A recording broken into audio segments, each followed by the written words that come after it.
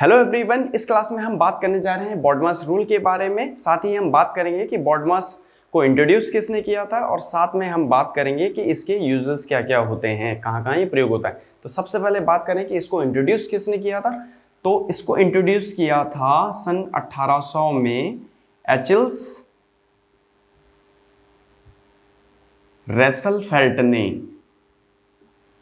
एचिल्स रेसलफेल्ट ने सन 1800 में इसको इंट्रोड्यूस किया था। और इसके यूजेस क्या क्या हैं अगर हम बात करें तो बॉडमास रूल का जो यूज है यह प्रयोग किया जाता है वैल्यूज को, मानों को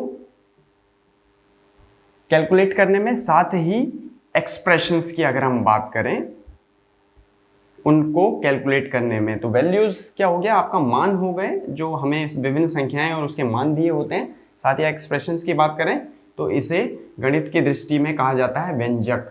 तो व्यंजकों के मान निकालने में और वैल्यूज को कैलकुलेट करने में बॉडमास रूल का यूज किया जाता है। साथ ही अगर हम बात करें कि बॉडमास का रूल का कहाँ यूज नहीं होता है, तो बॉडमास रूल का जो यूज है इक्वेशंस को कैलकुलेट करने में, इक्वेशन मतलब समीकरणों को हल करने में इसका प्रयोग नहीं होता है। समीकरण को प्रयोग करने में इसका यूज नहीं होता है। तो चलिए अब बात करते हैं कि बॉडमास रूल क्या है।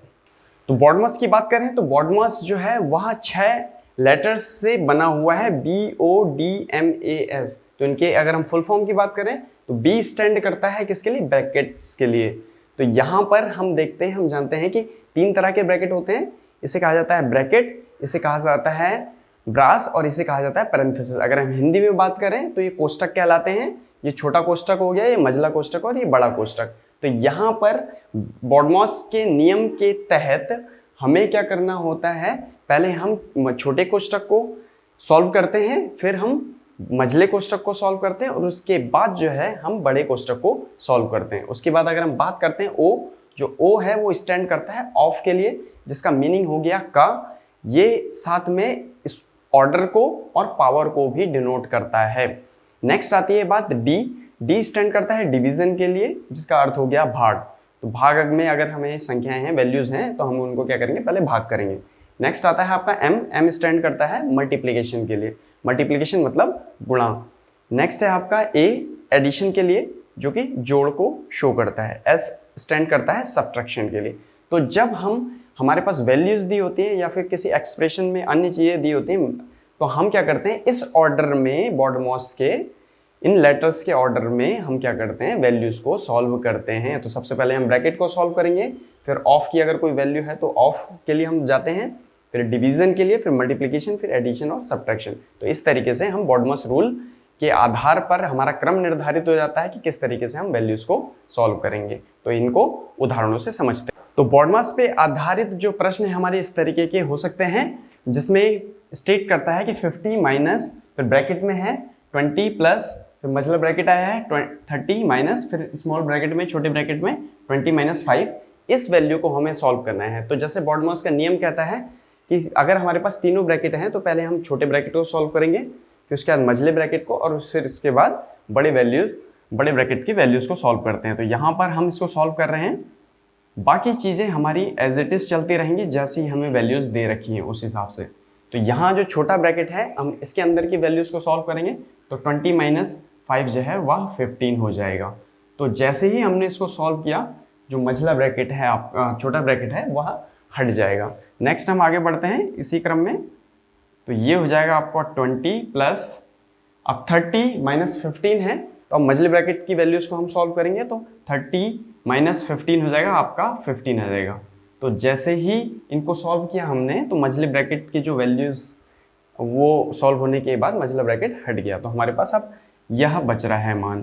तो 50 माइनस, अब हम इसको सॉल्व कर लेंगे, 30 प्लस 15 जो है यह जुड़ जाएंगे और यह हो जाएगा आपका 35। तो जैसे ही ऐड हुए बड़ा ब्रैकेट भी हट गया, तो अंततः हमारे पास इस तरह की वैल्यू बच रही है। अब 50 में से 35 को हम सब्ट्रैक्ट कर देंगे, तो फाइनली हमारे पास आंसर आ जाता है 15। तो हम देख रहे हैं इस पूरे एक्सप्रेशन व्यंजक का जो मान है वह क्या आ रहा है, 15 आ रहा है, या वैल्यूज जो है हमारे पास अलग अलग फॉर्म में दे रखी है, उसकी रिजल्टेंट वैल्यूज 15 है। दूसरी तरह के बॉडमास में प्रश्न इस तरीके के हो सकते हैं।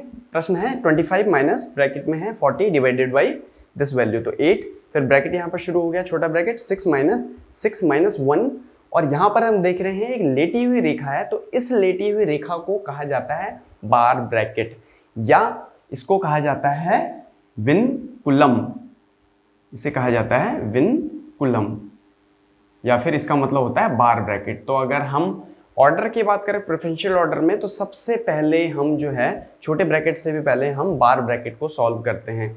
तो यहाँ पर हम अब इसको सॉल्व करते हैं। तो अगर हम v को भी इंट्रोड्यूस कर दें अगर बॉडमास में, तो ये हो जाता है आपका v BODMAS, vinculum bracket of divide multiply addition and subtraction. तो सबसे पहला ऑर्डर होता है आपका विनकुलम मतलब बार ब्रैकेट को सॉल्व करना। तो अब इसको सॉल्व करते हैं हम इसी क्रम में। तो 25 minus 40 divided by this current value 6 minus, तो यहाँ पर बार ब्रैकेट को अगर हम सॉल्व करेंगे तो 6 माइनस 1 के ऊपर बार लगा हुआ है, तो 6 माइनस 1 की वैल्यू हो जाती है 5। तो जैसे ही हमने इसको सॉल्व किया बार ब्रैकेट आपका हट जाता है।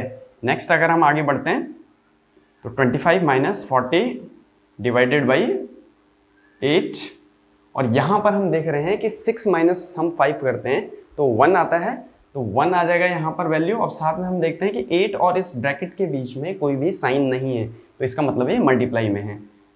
तो ये वैल्यू हमारी इस तरीके से बचती है। जैसे हमने इसको सॉल्व किया यहाँ पर 1 आ गया और छोटा ब्रैकेट जो है वो हट गया। अब हमारे पास नेक्स्ट वैल्यू क्या होगी, 25 माइनस 40 डिवाइडेड बाई, अब हम जानते हैं कि 8 इंटू 1 हो गया 8 हो गया, तो अब जो है मझला ब्रैकेट भी हट गया। नेक्स्ट हमारा क्या हो जाएगा 25 माइनस 40 डिवाइडेड बाई 8 जो होता है वो 5 आ जाता है। तो सॉल्व होने के बाद बड़ा ब्रैकेट भी हट गया तो 5 वैल्यू बची है। अब 25 माइनस 5 जो है वह अल्टीमेटली 20 आ जाएगा। तो इस तरीके से ये सॉल्व हो गया। तीसरा प्रश्न हमारा इस तरह का हो सकता है कि 36 divided by 6 into 3 plus 2 raise to the power 2, 2 की घात 2 माइनस 3 प्लस 5 है। तो बॉडमास के नियम के तहत हम क्या करेंगे, पहले हम सॉल्व करेंगे ब्रैकेट की वैल्यूज़ को। तो यहाँ 2 रेज़ टू द पावर 2 हो गया, तो माइनस हम ब्रैकेट में है 3 प्लस 5, तो ये हो जाएगा 8 होते ही जो हमारा छोटा ब्रैकेट वो हट जाएगा।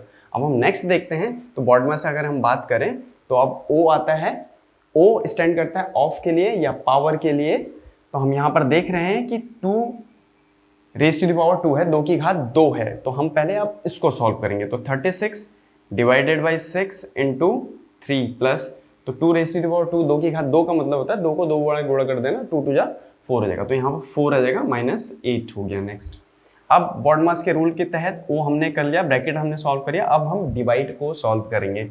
तो डिवाइड जो है यहाँ पर हम देख रहे हैं डिवाइड का साइन है, तो 36 डिवाइडेड बाई 6, 36 को 6 से डिवाइड कर देंगे तो 6 आ जाएगा।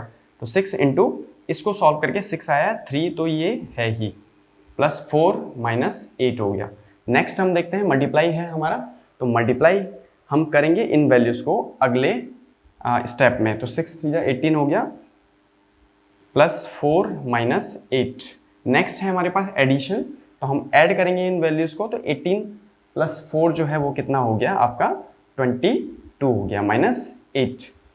अब नेक्स्ट हम बात करें तो 22 माइनस 8 हो गया, वह हो गया 14। तो इस तरीके से इस वैल्यू को हमने सॉल्व कर लिया बॉडमास रूल की सहायता से।